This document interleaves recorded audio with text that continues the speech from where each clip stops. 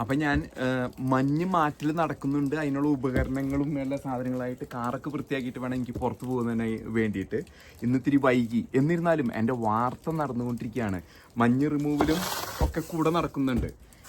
അപ്പോൾ കുറച്ച് വിഷയങ്ങൾ ഇതുമായിട്ട് ബന്ധപ്പെട്ട് ഞാൻ വിഷയങ്ങൾ കൈകാര്യം ചെയ്തിട്ടാണ് മഞ്ഞ് മാറ്റിക്കൊണ്ടിരിക്കുന്നത്.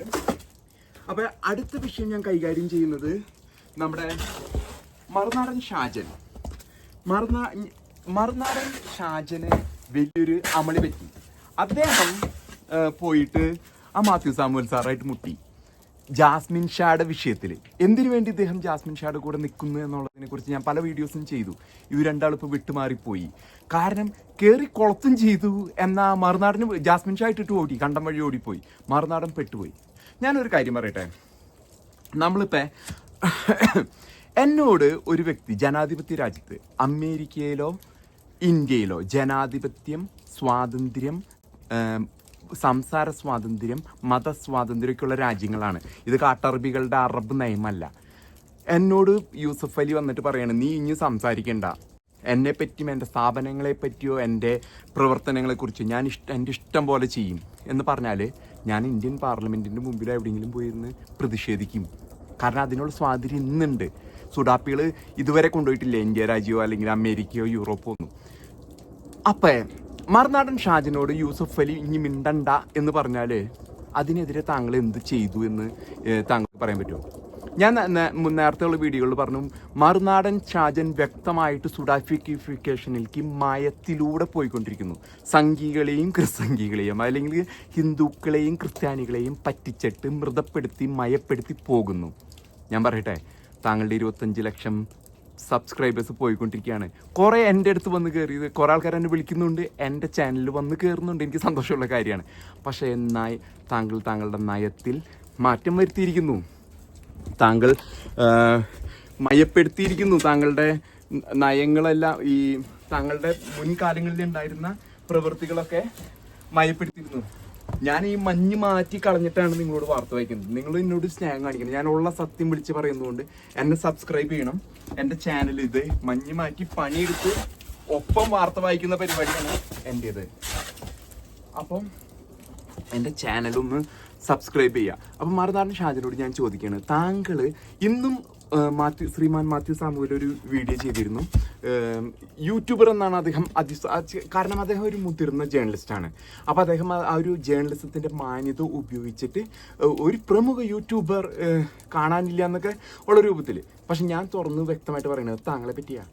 മിസ്റ്റർ മറുനാടൻ, താങ്കളെപ്പറ്റി, മറുനാടൻ ഷാജൻസ്കറിയെ പറ്റിയാണ് പറഞ്ഞത്. താങ്കളും ആഗോള ദേശീയ അന്തർദേശീയ മാധ്യമ പ്രവർത്തകൻ അദ്ദേഹത്തിനെ അവഹേളിച്ചു. അപ്പം അദ്ദേഹം താങ്കളോട് പക്ഷെ താങ്കൾ ഭയന്നു.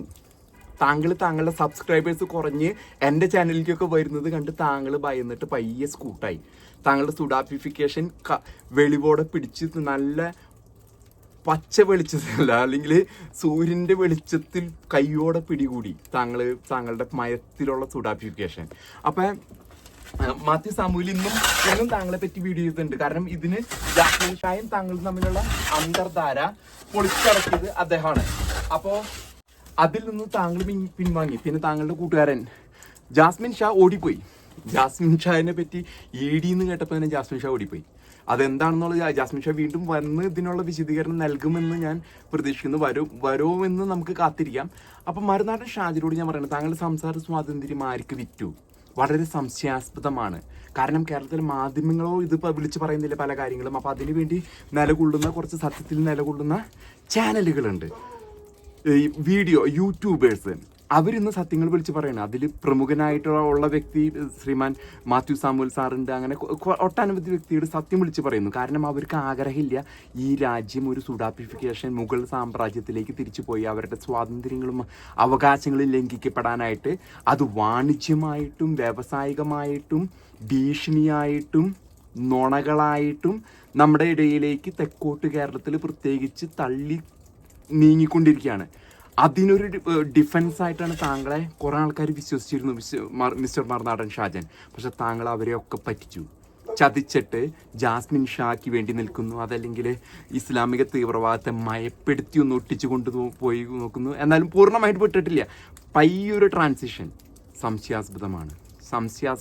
താങ്കൾ അതിന് ഒരു വിശദീകരണം നൽകണം.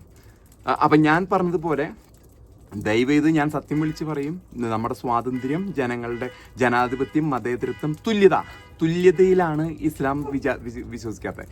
തുല്യത, ഇതിലൊക്കെ വിശ്വസിക്കുന്ന ഒരു വ്യക്തിയാണ്. സംസാര സ്വാതന്ത്ര്യം, മതത്തിൽ വിശ്വസിക്കാനുള്ള അവകാശങ്ങൾ, ഗൾഫ് രാജ്യങ്ങൾ പോലെയോ ഇതുപോലെ കാട്ടറബികളുടെ പോലെയോ ആവാതിരിക്കുന്നതിന് വേണ്ടി ഞാൻ സംസാരിക്കും. അതുകൊണ്ട് പ്രത്യേകിച്ച് മറുനാടൻ ഷാജൻ്റെ സബ്സ്ക്രൈബേഴ്സ് എന്നെ സബ്സ്ക്രൈബ് ചെയ്യണം. അദ്ദേഹത്തിൻ്റെ കള്ളി ഞാൻ വെളുപ്പിച്ചത് കൊണ്ടുവരുന്നത് കൊണ്ട് നിങ്ങൾ ഈ സബ്സ്ക്രൈബേഴ്സ് എന്നെയും കൂടി ലൈക്കും ഷെയറും സബ്സ്ക്രൈബ് ചെയ്യുന്നത് വിനീതമായിട്ട് ഞാൻ അഭ്യർത്ഥിക്കുകയാണ്. ജാസ്മിൻ ഷാ വരുമെന്ന് നോക്കാം. അങ്ങനെയാണെങ്കിൽ അദ്ദേഹത്തിന് മറുപടി നൽകാനും തയ്യാറാണ്.